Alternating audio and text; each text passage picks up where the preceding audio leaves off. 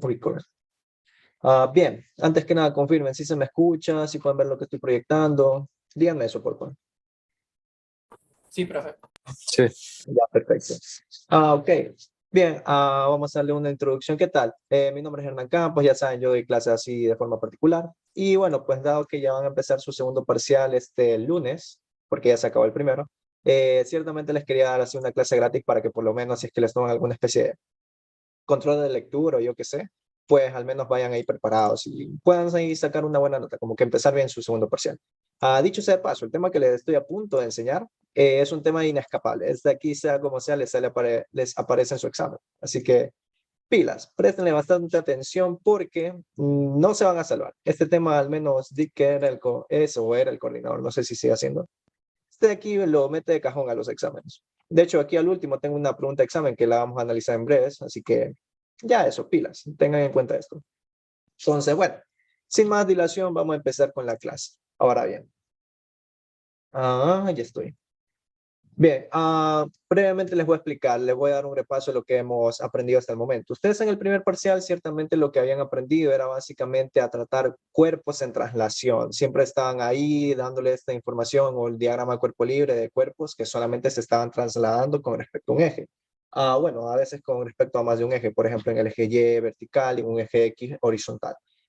Bien, ¿qué es lo que sucede? Lo que sucede es que actualmente, ya para que nosotros demos pie a mayores conceptos en física, pues que nos queda corta esa definición de que, bueno, pues solamente estamos trabajando con cuerpos que se están desplazando. Ya nos queda corto ese concepto. Lo que ahorita vamos a nosotros ver es el capítulo de dinámica gravitacional, que como ustedes podrán ver en su nombre, lo que induce este capítulo es la rotación de distintos cuerpos que vamos a estudiar. Ahora bien, déjenme ver si es que tengo por aquí un juguete que yo siempre sé tener para explicar este tema. No lo veo, bueno. Ya por ahí se me va a ocurrir algo. Bueno, el punto es que nosotros, ahora que vamos a estar con el capítulo de dinámica rotacional, tenemos que considerar ahora sí la rotación de los cuerpos, no solamente su desplazamiento. ¿Y a qué me refiero con esto? Ahorita les voy a explicar para que de repente, si es que aún no la ven, ahorita la puedan cachar. Verán, cuando nosotros estábamos analizando los temas del primer parcial, siempre decíamos, bueno, pues mira, nosotros tenemos una partícula que ciertamente está ahí moviéndose con respecto al eje X y con respecto al eje Y, típico ejercicio de, qué sé yo, cinemática en dos dimensiones. Y bueno, ciertamente lo que nosotros únicamente considerábamos era su translación, más no su rotación. Por ejemplo, cuando nosotros veíamos esto en el primer parcial, siempre nos decían, considere que una partícula o una pelota o yo qué sé, siempre está ahí moviéndose en un tiro parabólico. Ya eso era lo que nosotros consideramos. Pero verdaderamente lo que nosotros nunca nos decía el problema era qué tipo de cuerpo estaba haciendo, describiendo ese movimiento. Tranquilamente pudo haber sido un martillo, por ejemplo, como pueden ver aquí. Si es que ese martillo yo lo analizara, pues yo tendría, ok, bueno, pues está moviéndose con respecto a este centro y está rotando cada vez que está avanzando en esta curva parabólica. Como podrán ver, en un momento está por aquí, en otro momento está por acá, entonces todo el rato está rotando. Todo el tiempo ese martillo está rotando, pero lo que nosotros analizábamos en el primer parcial era simplemente el movimiento de su centro de masa. ¿Por qué? Porque su centro de masa era el punto en donde se concentraba toda la masa de este objeto y nosotros podíamos tratar a este objeto, que de por sí es un objeto compuesto por varias partículas, lo podíamos tratar como un solo punto que engloba toda la masa de este sistema y bueno, lo podíamos tratar como que si este objeto fuera una sola partícula en donde este punto que viene siendo el centro de masa engloba toda la masa de ese objeto en ese lugar geométrico. Entonces lo que nosotros analizábamos era simplemente la curva parabólica que el centro de masa de este objeto describía. Claro está, conforme nosotros analizábamos ese puntito, pues verdaderamente no era necesario que nosotros dáramos pie al análisis de la rotación que tenía este objeto. Ahora bien, ahorita lo que ustedes van a ver más que nada es que vamos a vincular dos conceptos nuevos. Uno de ellos es el concepto de sólido rígido y también el del momento inercia. Ya les voy a explicar qué significa cada una de estas cosas en su momento. Ahorita de momento quiero que aprendan a distinguir básicamente lo que ustedes hacían en el primer parcial y lo que van a tener que hacer ahora que estamos en el segundo parcial. Como les decía, anteriormente nosotros únicamente analizamos la translación de los sujetos. Por ejemplo, el típico problema de dinámica en el que les dan ahí un bloque que se está, que si yo tenía un ángulo de inclinación θ y en un momento se estaba aquí en la pose más alta de esta cuña y eventualmente pues se soltaba y dejaba el reposo. Ahora está deslizándose a través de este plano rígido, este plano inclinado. Cuando nosotros teníamos este tipo de situaciones, lo único que estábamos analizando en esa situación era un movimiento con desplazamiento. Fíjense que todo el rato este cuerpo se está desplazando nada más. ¿A qué me refiero con esto? En ningún momento este bloque en una de esas empezaba a rotar, es decir, en un momento estaba así, luego se paraba y luego volvía a estar así. No, este cuerpo no brotaba en lo absoluto, solamente se trasladaba. Y es que el cuerpo describía un movimiento con desplazamiento. Ahora, nosotros ya que estamos en el segundo parcial, la cosa se va a complicar un poquito, ya que no solamente vamos a tratar el desplazamiento de un cuerpo, sino que más bien su rotación también lo vamos a hacer. Ahora, ¿a qué me refiero con esto? Vamos a tener problemas en los cuales, por ejemplo, vamos a tener, qué sé yo, aquí una esfera, en la cual me dicen, qué sé yo, que empieza ahí con una velocidad inicial de 0, pero conforme va pasando el tiempo, esta empieza a rotar a la vez que se desliza por este plano inclinado. Entonces, este de aquí va a ser un movimiento combinado. No solamente me voy a desplazar por este plano inclinado, sino que también al mismo tiempo voy a empezar a rotar. Y esta de aquí va a ser la combinación de dos movimientos que yo voy a tener que analizar ahorita que ya estoy en el segundo parcial. Entonces, quizás se pregunten ustedes, bueno, pues, profe, ¿y cuáles son esas fuerzas que provocan esa rotación? Ya en breve en las siguientes clases vamos a ver lo que se trata del momento de una fuerza, o bueno, torque, torca, lo que tiene varios nombres ya. Generalmente los profesores saben decirle de una manera u otra, pero en sí el torque que genera una fuerza es lo que precisamente hace que un cuerpo esté rotando, siempre y cuando ese torque que me genera la fuerza no se esté anulando con otra fuerza que me está ejerciendo otro torque, ¿ya? Ya les digo, esto de aquí en clases futuras lo vamos a tratar más a fondo. De momento quisiera saber si de repente tienen alguna duda respecto a lo que he dicho. Confirme. ¿No? Ok, vamos a ver. Bueno, asimismo, en el primer parcial nos agilizaban bastante las cosas porque nos hacían suposiciones que eran a nuestra conveniencia para no hacer análisis más grandes. ¿A qué me refiero con esto? ¿Quién no alguna vez leyó en un problema de física del primer parcial que les decían, suponga que la polea es ideal, suponga que la polea no tiene masa? Verdaderamente lo que en ese momento nos estaban diciendo de forma intrínseca era que nosotros al realizar el análisis dinámico del cuerpo o cualquier sistema que estábamos analizando con poleas, verdaderamente significaba que, ok, la polea aquí no va a tener masa, o sea que no la vamos a considerar a la hora de hacer un análisis energético con energía que se obtiene ya, se toma en cuenta cuando el cuerpo está rotando. Ya en breve vamos a ver también fórmulas que relacionan la rotación de un cuerpo, y es que esa de ahí también es una energía.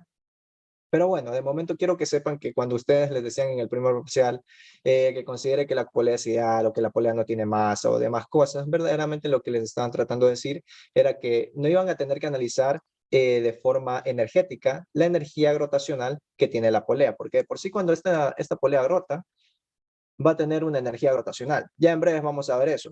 La energía gravitacional, de hecho, de un cuerpo que está rotando es un medio medio del momento de inercia por la velocidad angular del cuerpo que este cuerpo tenga, ¿ya? Esta de aquí viene siendo la energía rotacional cinética. Esta aquí sería la K rotacional, ¿ya? Ya en breve van a entender este término. Simplemente quiero que sepan que esta aquí es la energía rotacional que tiene un cuerpo. Un cuerpo que, por ejemplo, puede estar aquí rodando. Bueno, a esta aquí sería la energía rotacional de este cuerpo. Y fíjense que cuando hacemos un análisis de este tipo, en un análisis energético, tendríamos que tomar en cuenta tanto la energía translacional, o sea, la K que estábamos acostumbrados a calcular, un medio de la masa por la velocidad del cuerpo. Esta aquí sería la velocidad del centro de masa.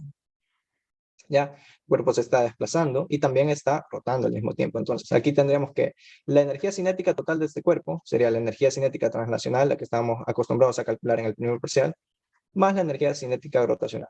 Ya les digo, no se mareen con esto y en breve vamos a tratar más a fondo esto, pero quiero que queden claro que cuando ustedes les decían que la polea no tenía masa, ok, bueno, pues les decían, bueno, pues mira, cuando nosotros ponemos esto de aquí, que sé yo, el momento de inercia es así, bueno, pues resulta que esta masa es igual a cero. Como esta masa multiplica todo esto, pues la energía gravitacional de este cuerpo es igual a cero. Entonces no lo considero de repente en un análisis energético que yo hiciera, ¿ya? Entonces, eso era lo que les querían decir. Ahora, dicho sea de paso, ahorita que nosotros estamos en el segundo parcial, vamos a complementar nuestros aprendizajes de leyes de Newton, y es que también existe la segunda ley de Newton para la rotación.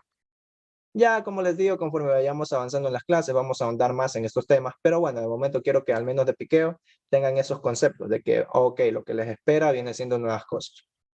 Bien, y bueno, asimismo, pues cuando analizamos la rotación de un cuerpo aparecen nuevas variables. Momento angular es el último tema que se da del capítulo de dinámica rotacional. Aquí está lo que ya ustedes saben de toda la vida, la velocidad angular, y esta acá viene siendo la aceleración angular. Ya, momento angular eventualmente, como les digo, es el último tema que les dan en el capítulo de dinámica gravitacional. Y bueno, nada más eso, ténganlo en cuenta. Estas son las nuevas variables que eventualmente van a aparecer, van a conocer, familiarícense, porque eventualmente se las van a topar. Bien, ahora, ¿qué más les puedo decir? Un concepto importante, uno que lo deben de tener bastante en claro, es el concepto de sólido rígido. Ahora ya, profe, ¿qué es sólido rígido? ¿Qué sabe? Para ello les voy a explicar unas cuantas definiciones que deben de tener en cuenta. Bueno, más que nada consideraciones que pasan de hecho en la vida real. Verán, los objetos en la vida real están compuestos por muchas partículas. Qué sé yo, por ejemplo, tiene ahí un cilindro. Si es que yo analizara esto a nivel micro, pues me encontraría que está compuesto por miles y millones de partículas. ¿Ya? Son puntitos ahí que están aglomerados y que conforman este cilindro que les estoy poniendo como ejemplo. Ahora bien, estos objetos de por sí también pueden rotar. Por ejemplo, si es que yo hago que este cilindro esté con respecto a este eje, qué sé yo, imagínense que tienen ahí un cilindro y en una de esas lo atraviesan con un palo y ahorita hacen rotar ese eje, ese palo como eje. El cilindro también va a rotar. Y bueno, pues los objetos de por sí en la vida real pueden deformarse. ¿A qué me refiero con esto?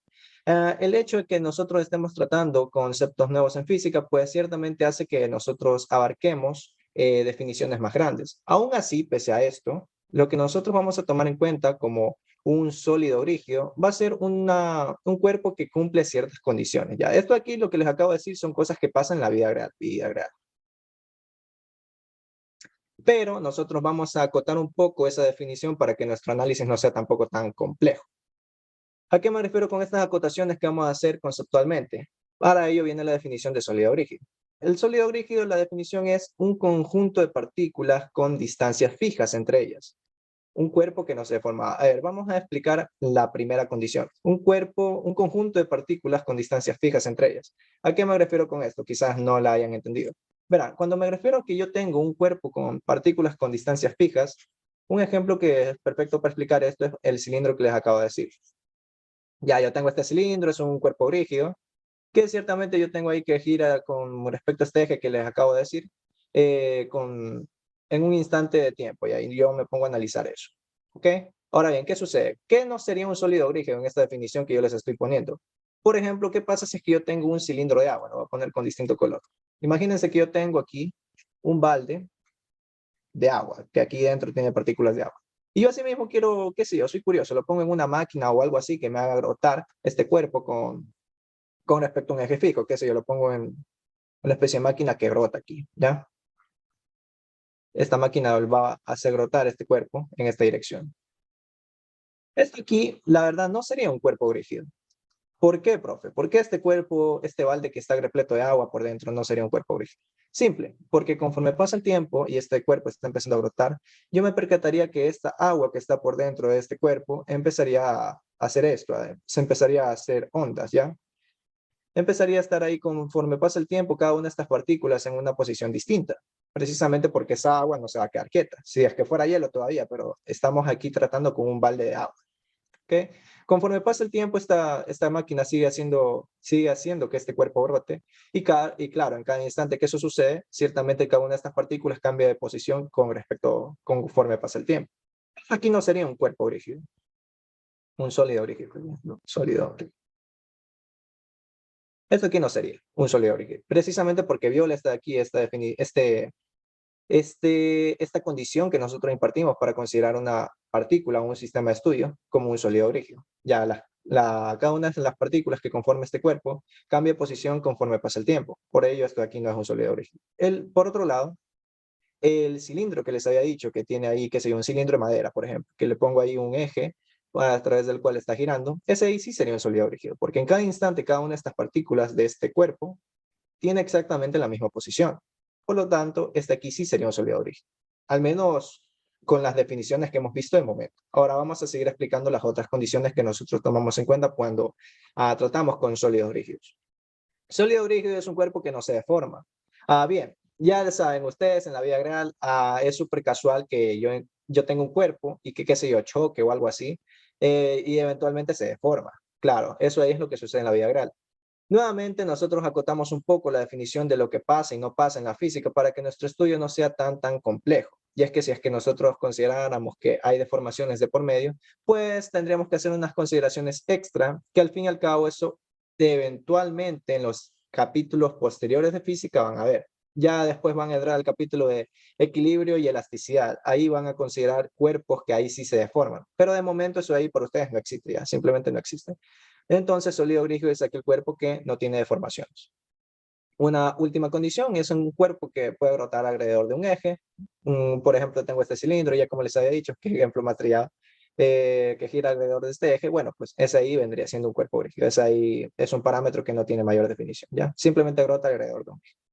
Hasta ahí, chicos. ¿Tienen alguna duda respecto a lo que les he dicho? Una, qué sé yo, una pregunta que les puede salir en un control de lectura puede ser a identificar si es que a la final el cuerpo que tienen ahí va a ser un cuerpo rígido, un sólido rígido o no. Ya saben, un balde de agua es el ejemplo perfecto de que no es un cuerpo rígido. Y en cambio, pues el ejemplo más trillado pues a ser un cilindro que tiene atravesado en el medio un eje que hace girar en esta dirección, pues, ¿no? ¿Así tienen alguna pregunta, chicos? Pregunten nomás. No, subir a este video. Subir el video. Ya está bien, sí, esto de aquí lo voy a dejar así como gratis, ¿ya? Entonces, sí, sí voy a subir la grabación. ¿Alguna otra pregunta? ¿Un cuerpo hueco es rígido? Sí, sí, de hecho sí puede pasar. Siempre y cuando cumpla con estas condiciones, sí, se lo puede considerar. Por ejemplo, uno de sus compañeros a través del chat me pregunta si es que un cuerpo hueco es rígido.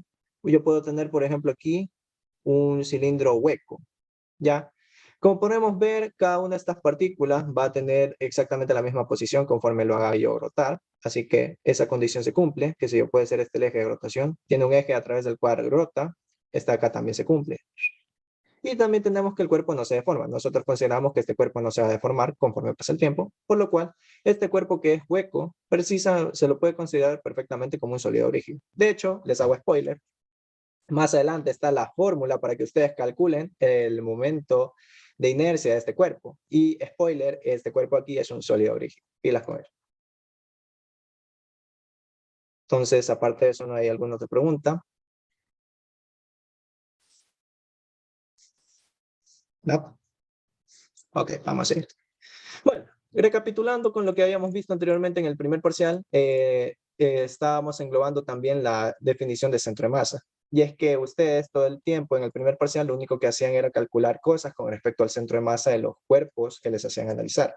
Y quizás ustedes se pregunten, profe, ahorita que vamos a analizar sólidos rígidos, ya ese conocimiento se va a ir a la basura, más que yo aprendí eso de por gusto. Y la respuesta es que no, de hecho no se va a ir ese conocimiento a la basura. Ciertamente nosotros ahora vamos a analizar cuerpos rígidos, pero no es que lo que aprendimos anteriormente se va a tirar simplemente a la basura, no. Aún vamos a seguir utilizando lo que aprendimos de hecho en el primer parcial. Ahora bien, el centro de masas, vamos a hacer un breve repaso de lo que era. Es un lugar geométrico, es un punto geométrico que dinámicamente se comporta como que si se estuviera aplicando una resultante fuerza externa al sistema. Ya, básicamente la definición de centro de masa es que yo tengo aquí un punto en el cual yo puedo concentrar toda la masa de este sistema. Y bueno, pues ciertamente en este punto ocurre que yo puedo tratar este sistema como una partícula. Y bueno, en este punto aquí, ciertamente yo también puedo tener que se aplica, puedo trasladar estas fuerzas que están actuando en mi sistema, como que si estuvieran actuando en este puntito en específico. Ya, eso es lo que quiere decir lo que les acabo de leer. Ahora, ¿qué más? Eh, la física estudiada hasta ahora no dice cómo se comporta, nos dice, caramba, ¿qué cosa? Denme un ratito, se me quiere descargar esta vaina, la tableta. Bueno, como sea, les sigo leyendo. La física estudiada hasta ahora no dice cómo se comporta el centro de masa de los cuerpos que están estudiando. ¿Ok? Denme un ratito, conecto el cargador a la tableta que me sale que tiene una batería baja, supuestamente. No entiendo por qué. Pero bueno, vamos a conectar solamente en caso. Conectar. Vamos ahí. Y bueno, ya está conectada esta la cosa caprichosa. Bueno, ahora, nosotros habíamos visto en el primer parcial que para nosotros calcular el centro de masa de un cuerpo, o bueno, de un sistema de partículas, lo que teníamos que hacer era lo siguiente. Si es que, por ejemplo, yo tenía, qué sé yo, partículas aquí moviéndose, para acá, para allá y por allá, yo me daba cuenta que este sistema estaba conformado por masas discretas. Entiéndase por masas discretas que son puntos de masa no continuos en el espacio. ¿A qué me refiero con esto? Supongamos que yo tengo mi brazo, ¿ya? Y yo me pongo ahí a analizar mi brazo desde este tramo hasta este tramo. Si se dan cuenta, conforme pasa el tiempo, yo en cada instante tengo que hay masa. Entonces, esto aquí es una distribución de masa de forma continua. Ahora bien, ¿qué sucede si, por ejemplo, yo tengo un sistema en el cual, digamos que ahora yo voy a tener, qué sé yo, en el eje X, lo siguiente, aquí yo tengo el eje X y aquí yo tengo una masa en específico, acá otra masa y acá otra masa más. ¿Ya? Esto aquí es lo que se conocería como un sistema de masas discreto. La palabra discreto lo que hace referencia es que esta es una función que actúa en puntos específicos del tiempo, no es continua. Una gráfica de una función continua es esto, ya, pero una gráfica de una función discreta es que solamente hay puntitos en determinados intervalos de tiempo. Ya no es algo que está ahí continuo, como podemos ver. Ahora bien, cuando yo tengo un sistema de masas discreto, como, qué sé yo, tengo ahí unas bolas de billar, por ejemplo, bolas de billar ahí moviéndose y me piden a mí calcular cuál es el centro de masa de ese sistema, yo lo que tengo que aplicar es mi definición de centro de masas para partículas, que viene siendo nada más y nada menos que la sumatoria de cada una de estas masas por la distancia que tiene, por la posición que tiene, pues, ¿no? Al fin y al cabo, este aquí viene siendo el vector posición. Y si es que yo quisiera tener el centro de masa en el eje X, pues tendría que aquí poner la posición en el eje X. El centro de masa en el eje Y, pues la posición en el eje Y. Y centro de masa en el eje Z, pues la posición en el eje Z. Y la superposición de esos tres, del X, del Y y del Z, pues me daría cuál es el centro de masa de mi sistema, ¿ya? Entonces, ya saben, eso sería lo que tendríamos que aplicar para sistemas de masa con partículas. Pero, ¿qué pasaría si es que de repente yo tuviera aquí sólidos rígidos? Ya con los sólidos rígidos cambia un poco la cosa, porque ahí yo ya tengo la distribución de masa de forma continua. Por ejemplo, supongamos que yo aquí tengo una barra, ¿no?, que tiene aquí el eje X. Y esta barra, si se fijan, conforme yo voy avanzando en el eje X, a cada rato yo me encuentro con masa. Entonces, en ningún momento, a diferencia de acá, hay una especie de salto en mi función. En ningún momento, conforme pasa el tiempo, aquí de repente dejó de haber masa, sino que acá todo el rato siempre hay masa. Por lo tanto, este aquí viene siendo un sistema que yo lo puedo analizar con mi otra definición de centro de masa. Y es que hay esta definición de acá, como ustedes pueden ver en pantalla, que precisamente me permite analizar cuerpos de masa continua, cuya distribución de masa es continua conforme yo avanzo en mi sistema. En este caso, esta sumatoria simplemente se convierte en una integral, como pueden ver acá. Y esta sumatoria de masas, pues es esta m mayúscula que pueden ver acá, por linealidad de la integral, esta pasa al otro lado y se queda así como 1 sobre m. Bien, tengan en cuenta eso. Y asimismo, una vez que yo ya tengo eso, pues lo único que me quedaría a mí es aplicar mis conocimientos de cálculo para integrar este X. Si es que al final yo estoy analizando esto con respecto al eje X, pues aquí yo tendré una distancia X. Bien, y esa distancia X sería la que yo integro con respecto a un diferencial de masa, que si yo por aquí ya tengo este diferencial. Es un diferencial de X y asimismo tiene un diferencial de masa.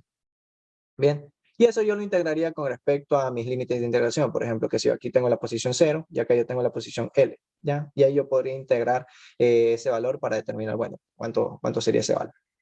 Ahora, ¿hasta ahí tienen alguna duda o pregunta respecto a eso?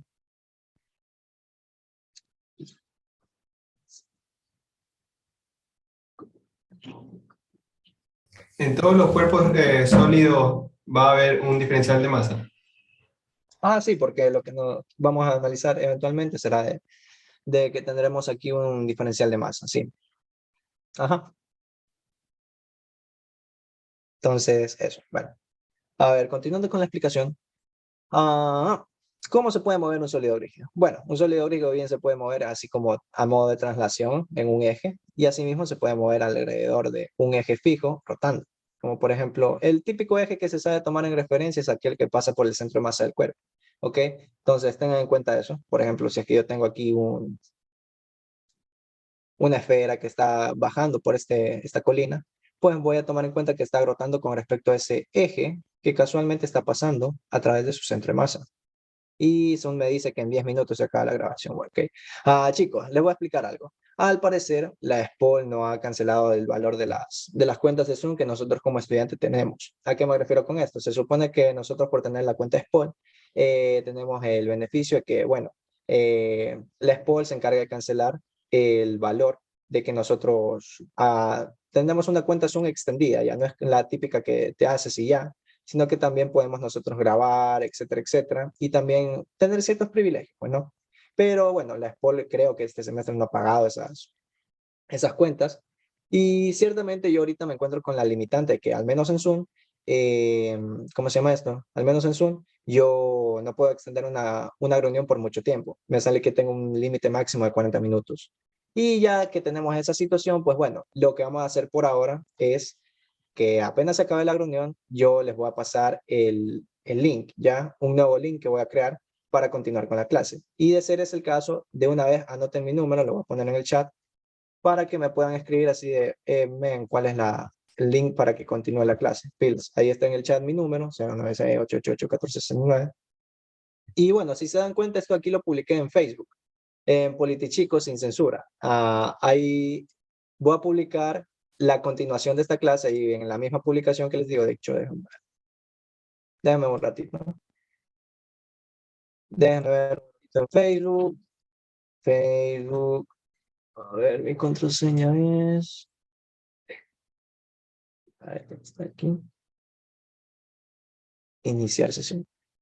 Ok, a ver, Politichicos sin censura, públicate. Ya, ok, miren, ahorita sí. En Politichicos sin censura yo hice esta publicación, valga la redundancia.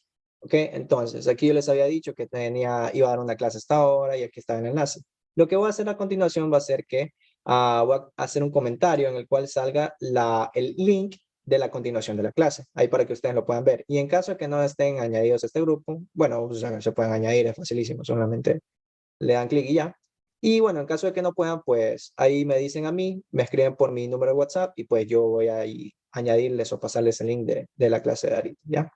Pilas con eso. Entonces, en los 7 minutos que nos quedan, de hecho, con un cronómetro. Cronómetro, por aquí, ahí está. Voy a poner un cronómetro para poder continuar con la clase y si es que a la final sigue con esta situación, lo que va a pasar es que yo a la final me voy a tener que comprar una de estas cuentas de Zoom, así como para que yo la utilice libremente. Ahora, 7 minutos. De hecho, menos, yo diría. 6 con 46 segundos. Ahí para estar con un poco de tiempo. Ok, cuando esto suene, ya en breve se va a acabar la clase. Así que pilas. Entonces, recapitulando con la explicación que les había dado, bueno, pues tenemos este concepto de sólido brígido, que los cuerpos ahí están girando, etcétera, etcétera, y ahorita en este segundo parcial, pues vamos a tener en cuenta la rotación de estos cuerpos. Ahora bien, ¿qué más? ¿Será que si yo hago rotar varios objetos, dependerá de cómo se distribuye la masa? ¿Qué piensan ustedes? Esa no te he hecho, no debí mostrarles la respuesta. Pero ¿qué piensan ustedes? Que si es que yo, por ejemplo, cojo aquí un tubo y lo hago rotar, o este martillo lo hago rotar, este balón lo hago rotar, etcétera, etcétera. ¿De qué va a depender el cómo van a rotar estos cuerpos? ¿Quién me dice? Bueno, ya por si aquí está la respuesta. Hagan de cuenta que esto de aquí no está. ¿Qué pensarían ustedes en primera instancia? ¿De qué factores dependería esa rotación del cuerpo? ¿Será que es igual para todas? ¿Será que si es que yo cojo desde este punto y pongo a rotar esta vaina así, va a tener el mismo valor o resistencia a rotar si es que yo en la final lo pongo así o asado? ¿Qué piensan ustedes? ¿Quién me dice? Serían diferentes. Por el momento de Diferente. inercia cambiarían. Ajá, por el que cada uno Ya. tiene un centro de masa distinto. Ok. Vamos a modificar esa definición un poco, pero sí, está más o menos orientado a lo que va. Efectivamente. Muchas gracias por participar. Bien, como se decía uno de sus compañeros, lo que nosotros analizamos aquí verdaderamente va a cambiar con respecto al punto en que lo hagamos rotar. Ciertamente el centro de masa de cada uno de estos cuerpos todavía va a permanecer en el mismo lugar geométrico. Ahí está la pequeña corrección, pero no, estaba bien orientada la definición que dio uno de sus compañeros. El centro de masa siempre se va a mantener en el mismo lugar geométrico. Pero, ¿qué pasa si es que yo de repente hago rotar este cuerpo con respecto a este eje? ¿O qué pasa si lo hago rotar con respecto a este eje? ¿O qué pasa si lo hago rotar con respecto a este eje? El momento de inercia de ese cuerpo va a cambiar. Profe, ¿y por qué va a cambiar?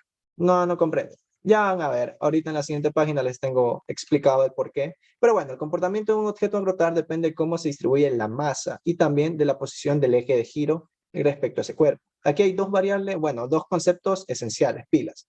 Para que un cuerpo rote, va a tener cierta resistencia que yo cambie su estado inicial. Ya, por ejemplo, si yo tengo este cuerpo quieto y en una de esas lo pongo a rotar, va a presentar cierta resistencia que yo le haga eso, ¿ya? Como todo. Ya en breve vamos a explicar esto más abajito, tengo la página. Pero bueno, básicamente esa resistencia, la rotación, está protagonizada a causa de cómo está distribuida la masa de este cuerpo alrededor de, el posicionamiento de este eje de rotación. Así que pilas. Esta quizás es la típica pregunta de examen, así como, ¿de qué depende el momento de inercia de un cuerpo? Y bueno, de por sí el momento de inercia, la fórmula base es esta. Ya les voy a explicar qué quiere decir esto, pero bueno, es en esencia esto. Lo que quiere decir esta fórmula es cómo está distribuida la masa de un cuerpo alrededor de un eje. Por ejemplo, si es que yo tengo aquí una bolita y otra bolita y yo quiero hacer rotar este sistema con respecto a este eje que pasa por el centro de esta longitud L, pues voy a tener que, va a depender el valor de este momento de inercia respecto a cómo está la masa que tiene distribuida este sistema con respecto a este eje. Y precisamente aquí, esta longitud de aquí viene siendo este radio R que nosotros estamos viendo aquí. ¿Ok? Si es que a la final estamos analizando un sistema, aquí sería sumatoria todos los momentos de cada uno de estos sistemas. ¿Qué dice aquí, profe? Una consulta. Si entro al curso, sí, o sea, sí, sí les puedo dar acceso a esas clases si es que están ahí dentro del curso. Sí, sí les puedo dar acceso a esas clases. Ahora bien, ¿qué más? Ya, ahorita sí vamos a pasar a la siguiente. Chicos, vamos aquí a ver en 3 minutos, 3 minutos, ¿no? Ok, chicos, yo creo que a la final, como ya me quedan 3 minutos nada más, vamos para que la explicación no se va interrumpida por esta vaina de Zoom. Pues a la final creo que vamos aquí a hacer una pequeña pausa, ¿ya? ¿A qué me refiero? Voy aquí a colgar ¿cómo se llama? La reunión. Y ya saben, pues, acá en Facebook les voy a publicar la continuación de la clase. Y si no tienen acceso a este grupo, pues me escriben a mi número de WhatsApp y yo lo pasé por el, por el chat. Y bueno, pues ahí ustedes me escriben y yo los acepto. Así que pilas. Ahorita voy a pausar brevemente la clase y eventualmente la retornamos. Pilas. Porque si no me mata. Bien. Entonces, retomando con lo que decíamos en la clase, les había mencionado que aquí se introduce un nuevo concepto, el cual es el de momento de inercia. Ahora bien, quizás se pregunten, profe, ¿qué es esa vaina de momento de inercia? Verá, el momento de inercia lo pongo como una especie de analogía, de repente con respecto a lo que nosotros habíamos visto en el primer parcial.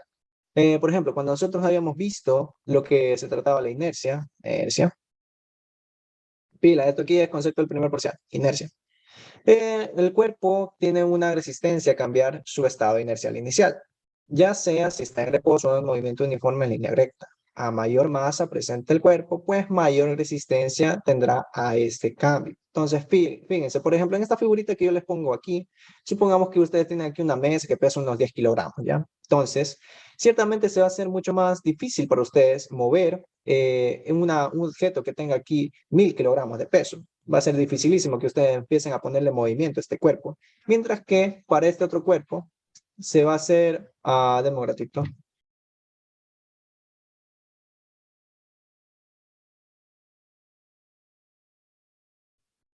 Ok, sobre por la introducción. Como les decía, básicamente ustedes van a tener va a ser una situación mucho más fácil mover este cuerpo que a la final pesa 10 kilogramos en comparación a este otro cuerpo que pesa 1000 kilogramos. Está esa resistencia al cambio de movimiento, resistencia al cambio de estado inercial que se tiene por parte de que estos cuerpos tengan masa. Ya esa ahí es la cualidad intrínseca que tienen estos cuerpos al poseer masa, pues verdaderamente van a tener ahí una resistencia a ese cambio del estado inercial, ya sea en reposo o como bien dice aquí, a que están moviéndose a velocidad constante en línea recta. ¿Ok? Entonces, la analogía que se plantea aquí es que ustedes ahora entiendan el concepto de momento de inercia. Fíjense que está aquí esta resistencia al movimiento translacional, pilas, translacional, es precisamente lo que se conoce como inercia. Ahora bien, el momento de inercia básicamente es en esencia el mismo concepto, solo que en vez de estar en movimiento translacional, vamos a estar en estado rotacional. ¿Ya? Esa es la principal diferencia. Momento de inercia es la medida de resistencia de un cuerpo al modificar su estado, su movimiento de rotación respecto a un eje. Entonces, verdaderamente lo que me quiere decir la fórmula de momento de inercia, que ya en breve la vamos a ver, de por sí es esta. Bueno, para una sola partícula el momento de inercia se calcula así, ya la vamos a ver. Básicamente el momento de inercia, lo que me quiere hacer entender es qué tanta resistencia tiene un cuerpo al yo querer inducirle rotación con respecto a un eje.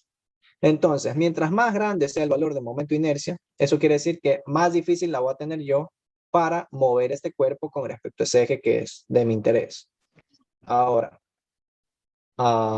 chicos, sí me escuchan. Una vez vi que como que el video se me pasmó. Sí me escuchan, confirmo. Sí, profe, sí se la escucha, todo bien. Se le escucha. Ya es que pensaba que se me había pasmado el internet. Bueno, sí, ya, como les decía.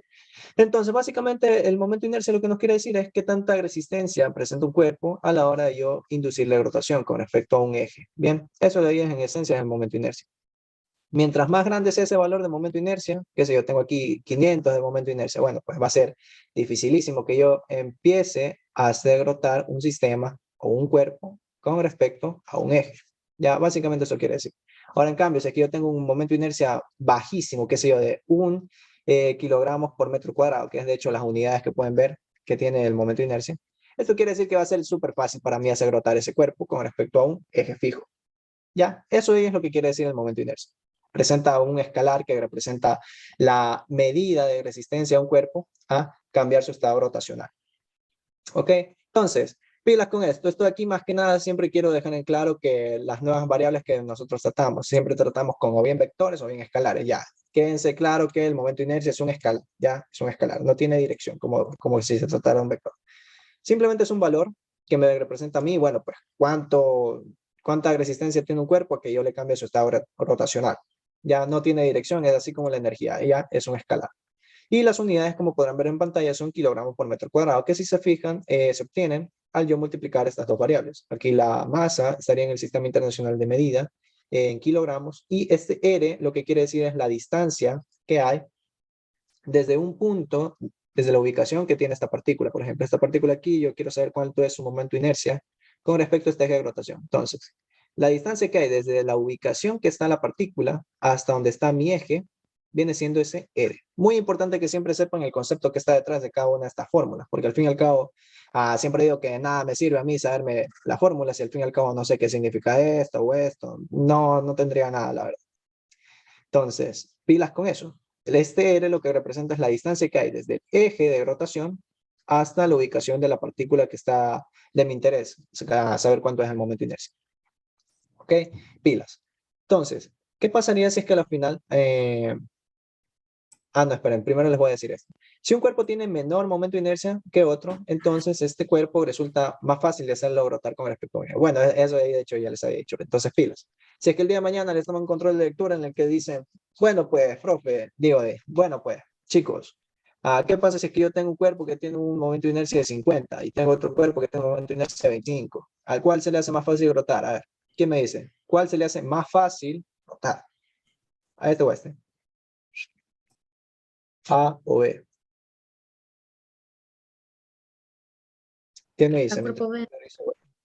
Al cuerpo B. Ya, correcto, efectivamente. Como tiene un momento de inercia menor, eso quiere decir que va a presentar menor resistencia que yo modifique su estado rotacional al hacerlo girar con respecto a un eje. Entonces, está correcta la pregunta, ¿para qué?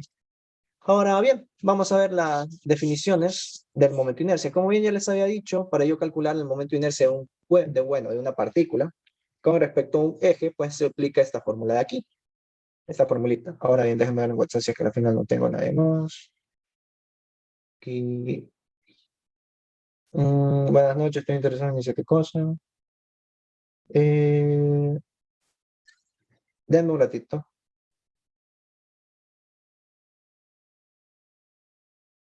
Estoy en claro. Ok, entonces, bien. Continuando con esto. Ciertamente les decía que yo tengo aquí la fórmula de momento de inercia. Ahora, si es que yo exclusivamente quisiera calcular el momento de inercia de una sola partícula con respecto a un eje, que sé yo, pónganse que, por ejemplo, yo tengo, a ver, aquí lo voy a dibujar. Tengo aquí esta partícula, ¿ya? Y yo quiero aquí hacer rotar esta partícula con respecto a este eje.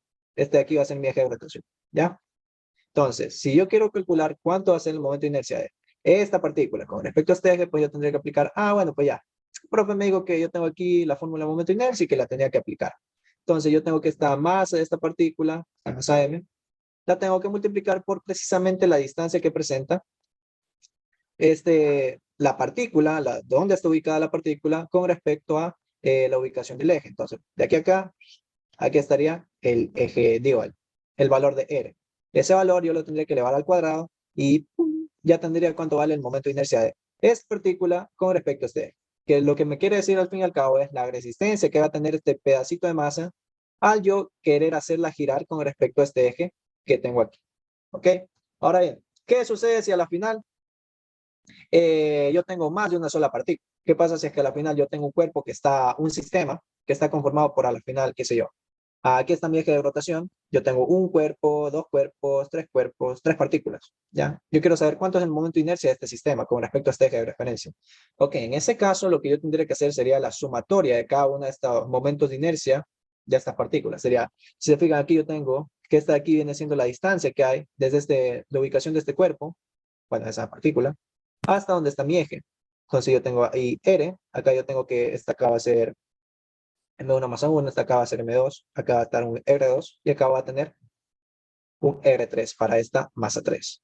Si yo quisiera saber cuánto es el momento de inercia de este sistema, conformado por estas tres partículas, ok, yo tendría que aplicar, bueno, pues el profe me dijo, tengo aquí M por R cuadrado, entonces tengo que sumar cada uno de estos momentos de inercia individuales de todas estas partículas que conforman a mi sistema.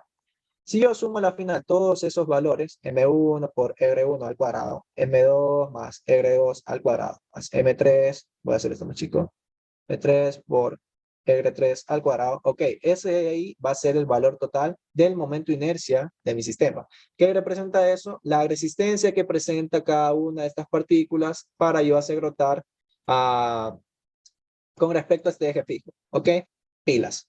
Entonces, bueno, y dicho sea de paso, cuando yo tengo cuerpos de masa cuya distribución es continua, ciertamente lo que yo tendría que hacer es aplicar esta integral, ¿ya? Entonces, teniendo eso en cuenta, vamos a tener en cuenta este concepto, que bien, como les decía anteriormente, el momento de inercia va a cambiar con respecto al eje que yo tome en cuenta. Si se fijan, voy a tener aquí yo un momento de inercia, si es que hago rotar este cuerpo con respecto a este eje de aquí. Voy a tener un momento de inercia que es este aquí. Pero, ¿qué pasa si yo de repente hago rotar este mismo cuerpo, pero ahora cambio el momento de inercia, ahora cambio el eje de rotación. Ahora yo pongo que el eje de rotación va a estar acá. Aquí pueden ver que el momento de inercia cambia. ¿Por qué? Porque va a depender del eje de rotación y de cómo esté distribuida la masa en torno a ese eje. Entonces, como podrán ver, voy a tener distinto valor de momento de inercia. Entonces voy a tener distinta resistencia a ese estado rotacional que le estoy induciendo a este sistema. ¿Qué pilas con eso? Ahora bien, vamos a darles el concepto de teorema de ejes paralelos, de egreso del método de ejercicios, y yo creo que ahí estaría bastante vasta la clase para que ustedes ya vayan así preparados a lo que sea que les tomen el día de mañana. Profe, si un cilindro hueco y un cilindro relleno sólido están girando, ¿cuál presenta menor oscilación? Ya en breve vamos a ver esto. Fíjense que he hecho ya con este concepto que les voy a dar de cuáles son los momentos de inercia de cada uno de estos cuerpos. Ciertamente ustedes pueden saber que si es que al final tienen dos cuerpos, que es un cilindro lleno y acá tienen un cilindro que está hueco, bueno, pues ¿cuál de estos dos va a presentar mayor o menor momento de inercia? ¿El cilindro hueco o el cilindro lleno? Entonces yo lo que tendría que hacer en este caso es acudir a esta tablita aquí y me doy cuenta que este aquí es el momento de inercia de cada uno de estos cuerpos. Si es que al final a mí me dicen que los dos cuerpos tienen exactamente la misma masa y exactamente el mismo radio, entonces esta fórmula me diría que quien tiene menor momento de inercia sería este cuerpo aquí. ¿Por qué? Porque aquí yo tengo este término MR y acá yo tengo MR pero dividido para 2. O sea, este momento de inercia va a ser menor a este. En ese caso, el momento de inercia del cilindro sólido, va a ser menor al momento de inercia del cilindro hueco. ¿Ok? Entonces yo ya podría saber la respuesta de esa pregunta que me acaban de hacer. Ya les digo, esto aquí en breves nomás ya les explico. Déjenme primero que nada decirles qué quiere decir el teorema de ejes paralelos. De ahí hacemos este ejercicio que está en el Semansky, que bueno, cuando yo estaba viendo física, a mí me lo tomaron y no sabía qué carajo hacer. Pero ahorita con la explicación que les voy a dar a ustedes, pues sí van a saber qué hacer, ¿ya? Entonces, vamos con el tema del teorema de ejes paralelos. ¿Qué me quiere decir el teorema de ejes paralelos? Simple. Me dicen, brother, mira, resulta que yo estoy interesado en saber, bueno, pues, ¿cuánto vale el momento de inercia de este cuerpo rígido? Si es que a la final yo no lo hago rotar con respecto a este eje que pasa por su centro de masa, sino que más bien lo hago rotar con respecto a este eje de acá que lo voy a poner con color rojo. Ya, yo quiero hacer rotar este cuerpo con respecto a este eje de aquí. Entonces yo les pregunto a ustedes, bueno, pues, ¿cuánto valdría el momento de inercia de este cuerpo si es que yo hiciera rotar con respecto a este eje? Ya no con su centro de masa, porque, ok, si es que nosotros nos pidieran con respecto a su centro de masa, nosotros ya tuviéramos la fórmula, pues no. Ah, bueno, pues mira, tengo un cilindro que está rotando con respecto a su centro de masa, entonces, bueno, tengo esta situación de acá. Tengo este cilindro que está rotando con respecto a un eje que pasa por su centro de masa. Entonces, ¿cuánto vale su momento de inercia? Ya, un medio, chéverazo. Un medio de mr por un medio de la masa por mr por r al cuadrado. Okay. Entonces, yo ya sabría cuánto vale ese momento de inercia. Pero resulta que no hay fórmula que a mí me diga, bueno, al menos no directamente. No hay fórmula aquí en esta que yo les he presentado. ¿Cuánto sería el momento de inercia de este mismo cuerpo? Pero si es que yo lo hago rotar con respecto a este eje. ¿Qué pasaría si es que yo les pidiera esto? Bueno, hay un teorema que se llama el teorema de los ejes paralelos que precisamente me permite a mí calcular eso. Entonces, miren, este momento de inercia P, a la final IP viene siendo este eje, yo le voy a llamar P. Entonces, el momento de inercia de este cuerpo con respecto a este eje P va a ser igual a el momento de inercia que tiene este cuerpo con respecto a su centro de masa, más la masa total del cuerpo, toda la masa del cuerpo, multiplicado por una distancia d al cuadrado. ¿Qué quiere decir d? D viene siendo la distancia que hay desde el eje del centro de masa hasta este eje P. Esta aquí viene siendo mi distancia d. Y ese valor de ahí yo lo tengo que elevar al cuadrado. Ok, entonces recapitulemos. M es la masa total de este objeto. D es la distancia que hay desde este eje que pasa por el centro de masa hasta el eje de mi interés. Y bueno, de ahí tengo el ICM que viene siendo el momento de inercia con respecto al centro de masa. Pues no. Hasta ahí, chicos, ¿tienen alguna duda respecto a lo que les he explicado? Déjenme ver si es que al final hago más chévere esto. A ver, ahí ya, ahí está mejor. Confirme. ¿Todo bien, todo posible? Chicos. Sí. Ok, chatísimo.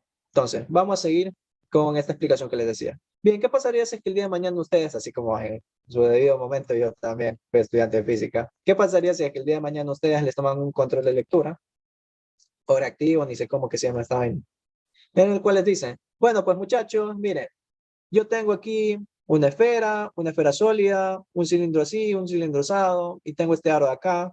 Quiero que ustedes me calculen como buenos estudiantes de física, bueno, pues, ¿cuál baja más rápido? Esta cuña inclinada, y más que nada, ¿por qué? ¿Cuál baja más rápido? ¿Quién tiene una mayor velocidad lineal? Si es que ustedes les pusieran este ejercicio, ¿qué harían? Además de las típicas respuestas que me saben dar los estudiantes de que sí, profe, yo voy a llorar, voy a entregar el examen en blanco, voy a ponerme a egresar, ya esas son las típicas que me saben decir los estudiantes. Ya. Aparte de eso, ya, aparte de eso, luego que ustedes hacen todo eso, ¿qué harían para resolver este problema? ¿Cómo la plantearían? Y más que nada, ¿por qué?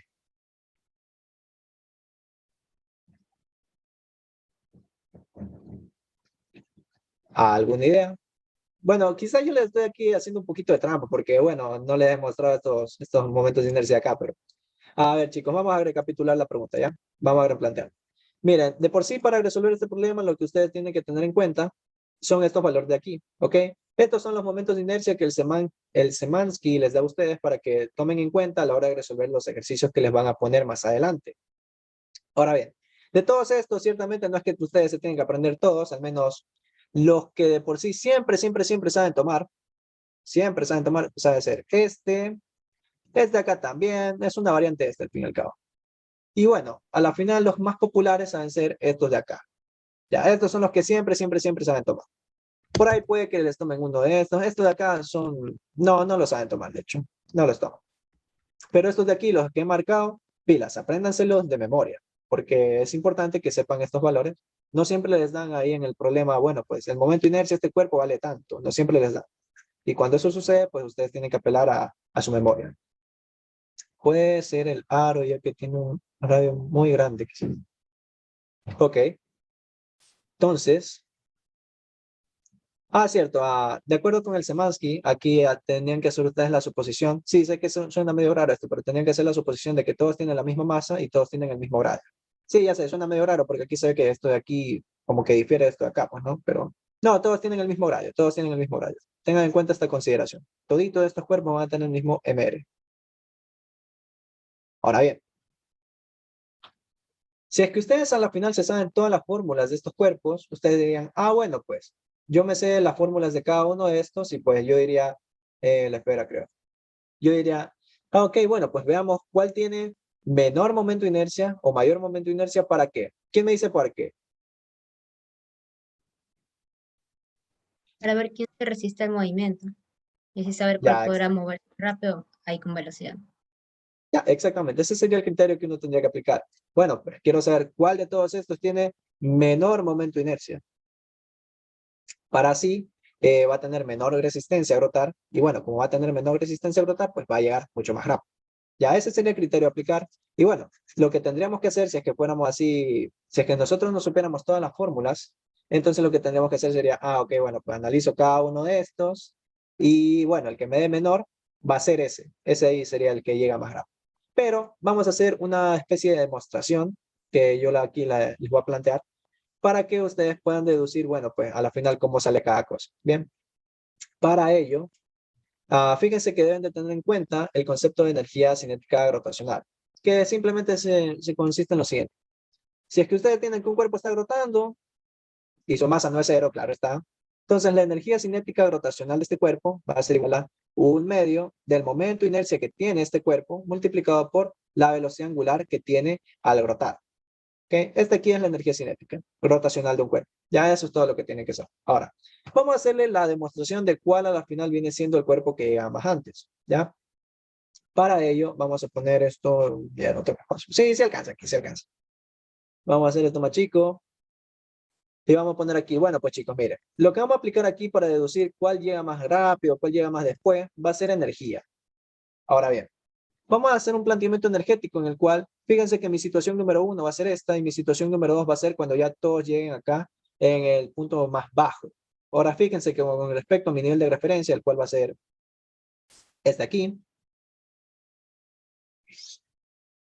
Bueno, hagan de cuenta que estoy trazando en el punto número 2, pues, ¿no? Este aquí, ya, este aquí va a ser mi nivel de referencia. Ya, NR. Y si se fijan en el punto 1 con respecto a mi nivel de referencia, yo voy a tener una altura H. ¿Ok? Entonces, cuando yo planteo esto por energía, también, dicho sea de paso, vamos a poner aquí lo siguiente. Voy a hacer un planteamiento energético en el cual voy a suponer, bueno, de hecho sí, ya más adelante van a ver esto, pero verdaderamente yo les pregunto aquí, ¿yo puedo aplicar conservación de energía, sí o no y por qué? ¿Puedo aplicar? ¿Sí o no?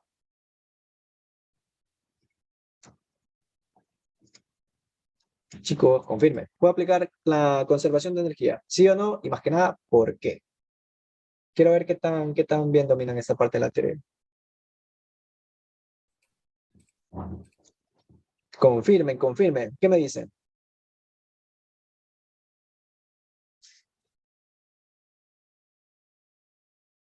Chicos, ¿quién se anima a responder? A ver. Lo que ustedes piensen, a ver, a la final si es que fallan, pues fallan ahorita, pero no en su examen. O bueno, en su control de lectura, lo que sea. A ver qué dice el chat. Si no hay fricción, ninguna fuerza conservativa, sí. Nunca dice que hay alguna fuerza que cambie la energía, así que supongo que sí, se conserva la energía. Ok, bien, vamos a explicarle un concepto que deben de tenerlo en cuenta. Verán, sé que quizás suene raro para ustedes, esto aquí lo van a ver más adelante, porque bueno, energía de por sí ya viene siendo creo que la tercera clase que les dan de dinámica rotacional, pero bueno, ya de una vez para que vayan ahí más o menos que les suene esta idea. Verán, cuando un cuerpo está rotando, verdaderamente la fricción que está actuando viene siendo la la fricción estática. ¿A qué me refiero con esto? Si es que yo hiciera un diagrama de cuerpo libre de este cuerpo, ya que está rotando para acá, yo diría, ok, bueno, pues aquí yo tengo la normal, por acá yo tengo el MG, y acá va a haber una fricción estática. Esas son todas las fuerzas que están actuando en este momento en mi cuerpo. Y si se fijan, si es que yo analizara, por ejemplo, momento de inercia con respecto a su centro de masa, pues me daría cuenta que esta fuerza y esta fuerza verdaderamente no me generan torque. ¿Ya? ¿Qué es el torque? Me querrán decir algunos. Torque se da cuando yo tengo el producto punto entre, bueno, el producto cruz, de hecho, perdón, el producto cruz entre un radio y una fuerza, ¿ya? Básicamente esto aquí va a causar que un cuerpo gire en una dirección o en otra, dependiendo de cómo se aplique la fuerza. Pero bueno, en esencia, ya les digo, esto de aquí más adelante lo van a ver, pero quiero que por ahí vayan cachando la idea. En esencia, la fricción que va a estar actuando aquí es la fricción estática. Ya esta aquí va a ser la fuerza responsable de que mi cuerpo esté girando, porque si se fijan, si es que yo analizo este torque con respecto a este punto, yo voy a tener que todas las fuerzas están actuando en el mismo punto. O sea que verdaderamente no va a haber una distancia aérea con respecto a este punto. En cambio, si es que yo analizara la fuerza de fricción estática, yo tendría que aquí sí va a haber una distancia aérea, que va a ser precisamente el radio de este cuerpo. Va a tener una distancia aérea distinta de cero, lo cual me va a generar un torque en esta dirección, que es de hecho el torque que causa que este cuerpo brote así. En cambio, cuando yo analizo la fuerza mg y la fuerza de la normal, yo tengo que la distancia que hay desde este punto hacia donde se está aplicando la fuerza viene siendo cero.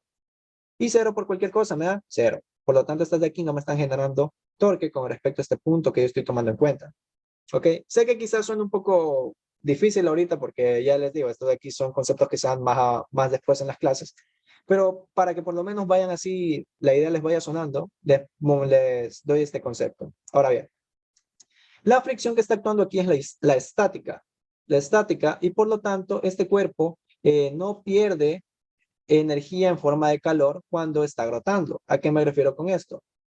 Si es que al final aquí hubiera una fricción cinética, qué sé yo, si es que al final yo tuviera este objeto y yo le suministrara una fuerza a la hora de que esté rotando, por un plano inclinado, yo me daría cuenta de que este cuerpo sí se le está actuando una fricción cinética. ¿Ok? La fricción cinética, por estar ahí presente, lo que va a causar es que el cuerpo pierda energía en forma de calor. Y como está actuando esa fricción cinética y se está perdiendo energía en forma de calor, entonces en ese caso ya no se conservaría la energía mecánica. Ahí yo tendría que aplicar la otra variante de energía, la de energía en el punto 1 más el trabajo de la fuerza no conservativa tiene que ser igual a la energía en el punto 2. ¿Ok? Pero ya les digo, la fuerza que está actuando aquí viene siendo la fuerza de fricción estática.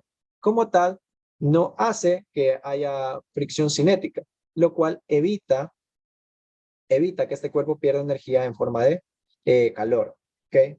Más adelante, sé que ya estoy diciendo esa frase mucho, pero es que estos conceptos ya poco a poco los van viendo ustedes conforme avanzan en el capítulo. No es que en una clase ya chutaban a...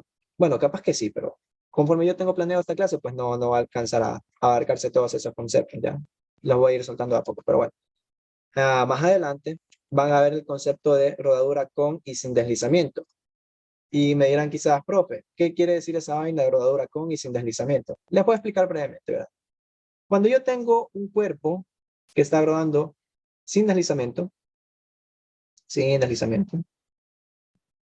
rodadura, sin deslizamiento ya, ahí está. Yo voy a tener que este cuerpo está rodando así. Entonces la fricción que va a intervenir va a ser la fricción estática. Verdaderamente no se pierde energía en forma de calor. ¿Por qué? Porque está actuando la fricción estática. Y bueno, la condición clave de una rodadura sin deslizamiento es que cada uno de los puntos de este cuerpo, que se está rodando así, cada uno de los puntos de este cuerpo va a terminar compaginándose con cada uno de los puntos del suelo. Ya, por ejemplo, si es que yo tuviera aquí una polea, si es que al final esta polea rodara sin deslizamiento con la cuerda, caramba, rodara sin deslizamiento con la cuerda, yo tendría aquí que cada uno de los puntos de esta polea es correspondido a cada uno de los puntos de esta cuerda. si es que está rodando sin deslizamiento. ¿Ok? Entonces, cuando esto pasa, se cumple la relación de que esta distancia que se está recorriendo yo la puedo vincular así.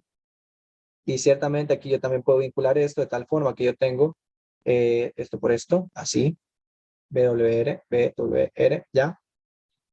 Y bueno, aquí se cumple esta condición de que yo puedo vincular tanto la velocidad lineal con la velocidad angular. Ya sé que de repente suena un concepto muy avanzado, digámoslo así de momento ya, pero bueno, en esencia, para no complicar mucho la cosa, porque bueno, esa ahí es una clase aparte la que tengo que dar de rodadura con deslizamiento y sin deslizamiento, para no complicar mucho la cosa, ¿verdad?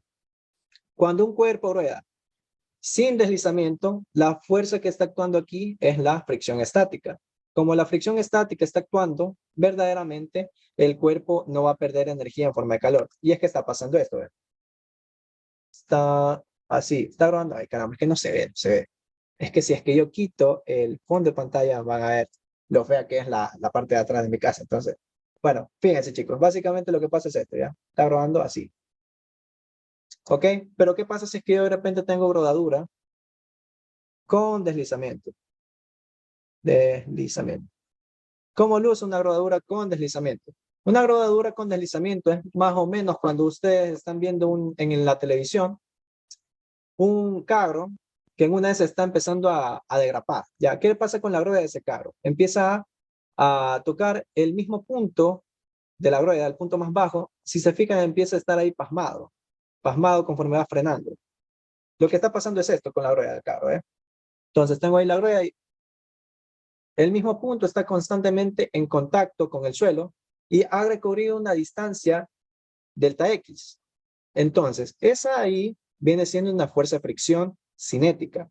¿Por qué? Porque esa fricción que se aplicó ha recorrido una distancia delta X, que ha hecho que haya ahora se haya manifestado un trabajo por parte de esa fuerza de fricción cinética, lo cual causa que no se conserva la energía. ¿Por qué? Porque estoy aplicando una fuerza de fricción cinética que hace que la energía se disipe en forma de calor por consecuencia de haber experimentado rodadura con deslizamiento.